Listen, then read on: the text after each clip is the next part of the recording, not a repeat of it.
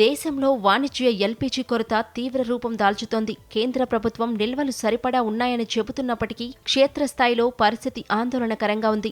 ఇప్పటికే కర్ణాటకలో రాష్ట్ర వ్యాప్తంగా హోటళ్లు మూసేశారు. మార్చి 10 మంగళవారం బెంగళూరులో హోటళ్లు బంద్కు పిలుపునిచ్చింది అక్కడి హోటల్స్ అసోసియేషన్. ఇప్పుడు ముంబై కూడా అదే బాట పట్టింది. వాణిజ్య రాజధాని ముంబైలో గ్యాస్ అందక ఇప్పటికే 20% హోటళ్లు, రెస్టారెంట్లు మూతపడ్డాయి.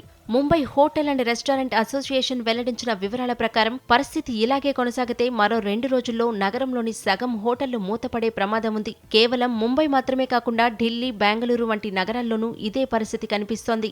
వంట గ్యాస్ లభ్యత లేకపోవడంతో అనేక చోట్ల హోటళ్లను తాత్కాలికంగా మూసివేస్తున్నారు. ఈ కొరతను అదునుగా చేసుకుని కొన్ని ప్రాంతాల్లో అక్రమ విక్రయాలు ఊపందుకున్నాయి. ఒక్కో వాణిజ్య సిలిండర్ను బ్లాక్లో రెట్టింపు ధరకు విక్రయిస్తున్నట్లు సమాచారం.